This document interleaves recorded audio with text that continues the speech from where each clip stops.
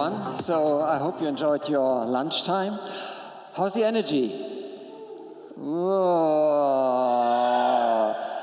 Let's stand up just for a second. All of you, please stand up. Let's try a little exercise. Ready? I say futuro, you say? Futuro? Futuro? All together, futuro mundo. Hey! Woo! So, thank you very much. I must say, I love logic. I love anything that has to do with mathematics, with physics. That were really the things that I loved about school. But I'm also someone who hates memorizing stuff, as you can see here with my notes. You know, anything that has to do with historic dates, periodic systems. This is nothing that I really like. And I must also confess, to overcome this little hurdle, I was one of these people who was putting his textbook under his pillows. Remember that? Who has done this? Textbook under pillows, people here? Really good.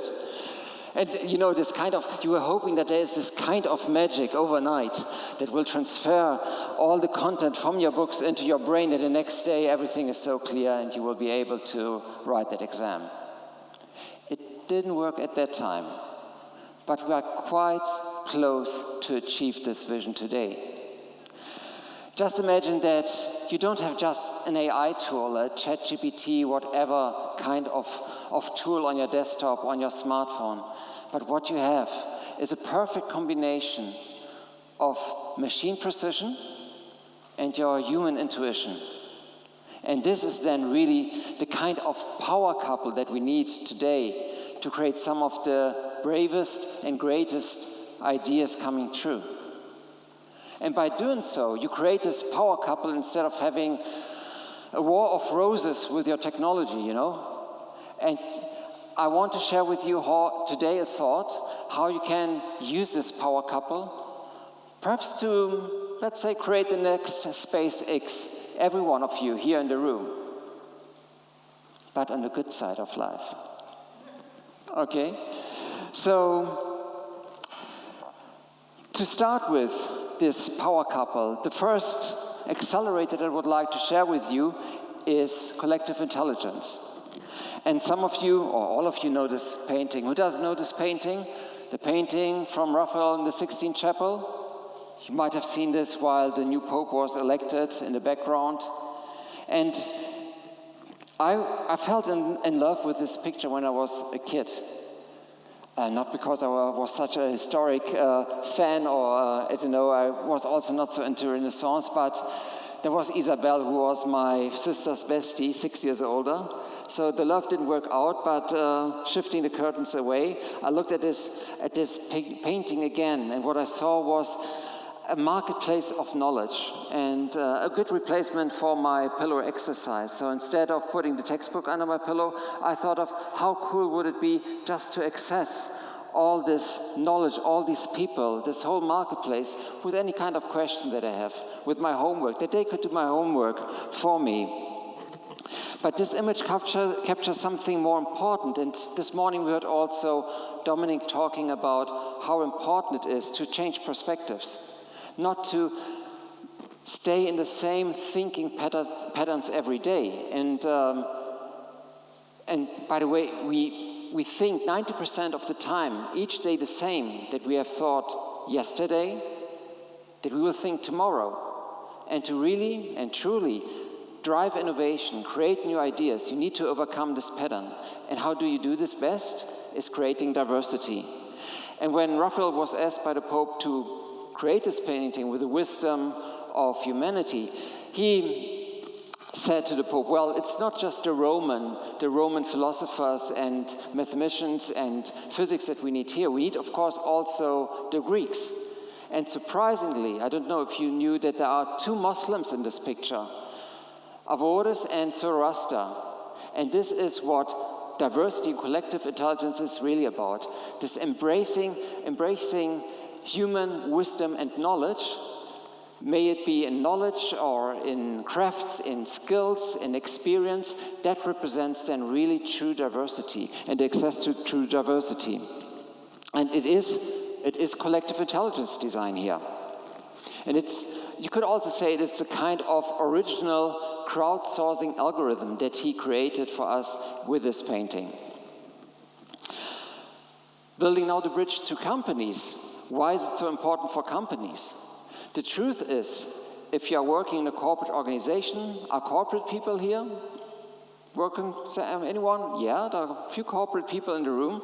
So you might know this number, but 70% of transformation and innovation projects that corporates do today fail. They didn't work out. So 70% of the time that went into this just doesn't work. And what's also interesting, if you look at the last 15 years, in the situation when facing exponential tools, exponential digital tools, what most corporates tend to do is just to stay in shock. Or they're adding more complexity to the topic. And how do they do this? 15 years ago, everyone was doing this pilgrim to Silicon Valley, hoping to find there the magic bullet, the holy grail of transformation that finally will give me the idea to bring it back home, and then having my core business fixed, building resilience, everyone will be happy, the stakeholders will be happy, and it didn't work out. And about 10 years ago, it was somehow on vogue to build the next incubator, the next accelerator, and it was super on vogue to have your own company innovation lab in Berlin. And guess what? We stay with the 70%. What really worked out, and we did a research by the beginning of this year with the International University, is to focus on collective intelligence with your projects. And by doing so, and probably you have also used this before, but by using very basic forms like interdisciplinary teams, or by formalizing cross-functional teams, you just increase your chance to be successful by 3 times. And that's massive, I would say. The only thing is that the School of Athens really changed today. It's not like the times that we were facing 500, 400 years ago. If you look at knowledge today, you can't capture it in the marketplace, and you can't capture it in the library. Do you guys remember the Brockhaus? Brockhaus? Yes? Who had a Brockhaus at home? Oh, there are some upper class people here with us. So Brockhaus, you might remember, 30 volumes, right, Dirk? 30 volumes, more or less, of books capturing the whole wisdom of humanity.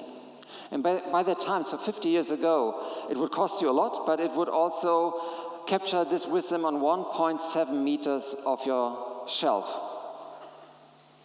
So 20 years ago, if you would try to capture, let's say, Wikipedia in shelf volumes, or on these volumes from Brockhaus, you would have created a shelf which is 420 meters long. And you guess what? So looking at the volumes that you would need to create the training data for ChatGPT 4.0, one of the most recent models by OpenAI, this shelf would be 728 kilometers. That's the distance from here to the very north of Germany, even behind Hamburg, I would say. So if we today would approach Raphael, if he could be still here, and we would ask to repaint his famous image, he probably would have added an AI to it, like Deep Thought, the ultimate AI thinker from the Hitchhiker's Guide to the Universe or to the Galaxy. And he would have convinced us that we need to understand how to make best use of humans, collective intelligence, and artificial intelligence. And that's what we are trying to achieve here. And to better understand how to find the right path to this combination is by looking at the value of work. Who of you is afraid, for example, that he or she might lose her job to artificial intelligence over the next 5 years. No one? Are you sure? There are 2 people? Only 2 people. Well, the World Economic Forum says that we will create about 180 million jobs in the next 5 years, or 4.5 years, but we will also lose about 80 million jobs. And what kind of jobs will this be? It will be definitely jobs which are purely just collecting and analyzing data. So knowledge is something AI can do much better than us. It outperforms us really on all aspects here. And then there are crafts. Crafts is still something, you see, it's gray and red. It means a mix of AI and humans. Crafts is still something where you find some crafts, like accounting, like legal stuff, also tech stuff, but more also medicine jobs that needs to be done, and more also creative jobs that needs to be done, where AI is better than us.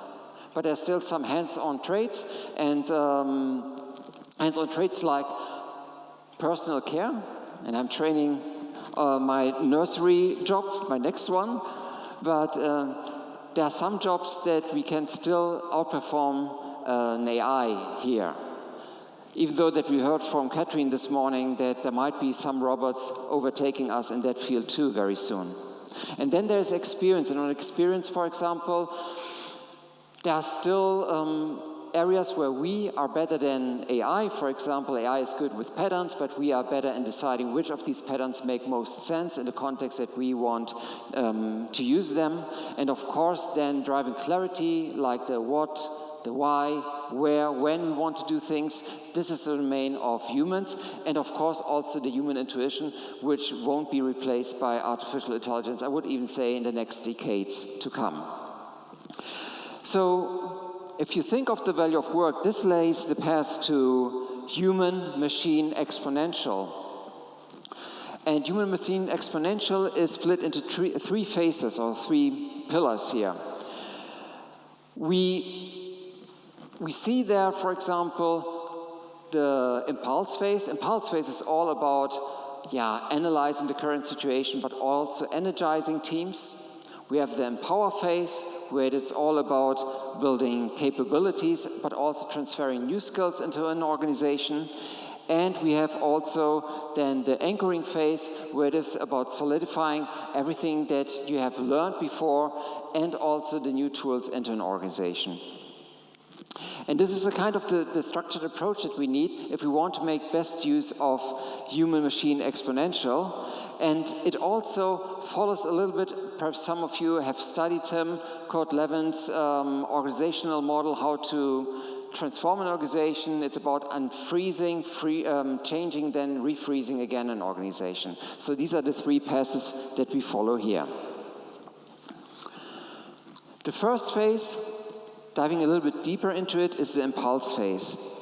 And the impulse phase, some of you might now be surprised to see in the analysis phase a tea ceremony and a train in the background. But the impulse phase is about building acceptance and awareness for the change that needs to be done.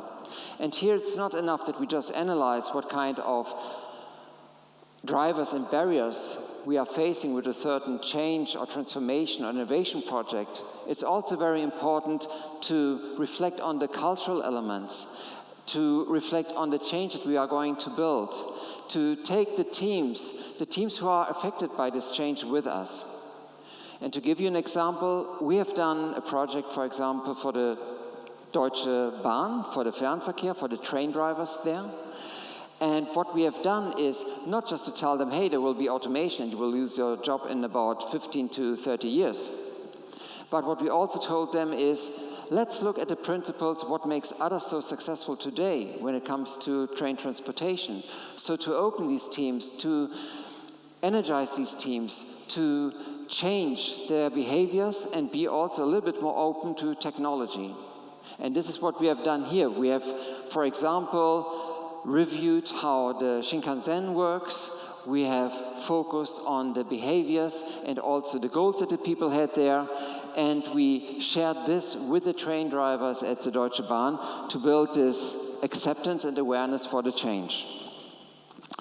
And in our research, for example, the best-in-class companies who used this kind of process, they did their inventory assessment and their needs assessment with the help of AI, and they didn't just focus on analyzing data, they also analyzed the culture in the companies, also with the help of AI, with the help of speech analysis, with the help of sentiment analysis. And this really then delivers a kind of clarity that we want to have. What do we need to do in the development process to transfer or to build really these new capabilities and skills and also the right ideas for the challenges that we are facing. And also interestingly, the companies who have used a similar or this kind or similar approach in our research, they were able to increase their success chance to 100% on the projects. So that's the first phase, but it does not end here. The second one is the empower phase. And as you can see, this phase is really about bringing then diversity around the table. That you have a diversity, yes, in terms of age, in terms of cultural background, also in terms of sex, but also that you have a diversity in terms of experiences that you bring around the table. To come back to our example with the train drivers, we had real train drivers in the room working on job profiles, for example, with Academy Award winners and people who designed the Game of Thrones dragons, to talk about how will a future job look like and how will a future approach look like. And yes, of course, it's not the 100% certain idea that you get out of this one workshop with them, but you get a kind of an openness and you can agree on certain principles that really help you then to drive the new skills and also to drive the right ideas for the change. And when you are doing this and when you want also to bring in the human intuition in these projects, then it's very important that you also follow Kahnemann's prerequisites for building human intuition. And these require kind of stable rules, but also immediate feedback loops after your decision. And to do so, for example, we have then C3PO in the background who is there to immediately analyze anything that is happening also in this process, to give us a feedback if the ideas that we created are really helpful or not, who do also with us then the kind of simulations that we need to do. And again, in our research, we saw that companies who are doing this, companies who are using then this kind of artificial intelligence in the room to simulate, they increased their speed to come up with the right solutions by 2.5%. And what they also have done is they were able to increase also the amount of ideas, of really breakthrough ideas, by 30% if they were using this kind of approach. And again, interestingly, the companies who have used a similar approach, they were able to increase their chance to succeed with the project to 100%.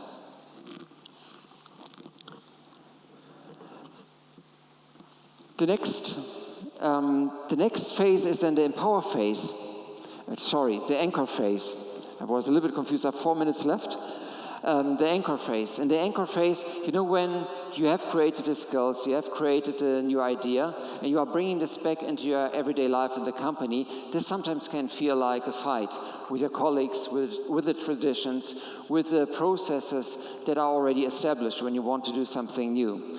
And here it is really important that you build in, on the one hand side, again, a collective response on the everyday work, but that you are also able to get a kind of a permanent update in the organization, that you have ongoing learning loops with your organization. And to do this best, what companies are doing here is using AI chatbots, for example, to give the people a chance whenever they are facing obstacles to get into conversation with the chatbots, but also to use AI to do sentiment analysis when they are, for example, analyzing the culture in the company, if it is changing or not changing, and what needs to be done to improve to improve this implementation. And what we also saw is if you are using AI in this learning phase then, when you are bringing this back to your company, you are able to increase the return on investment on your learning and development costs by 280%. It's a little bit, as I said, like a permanent update.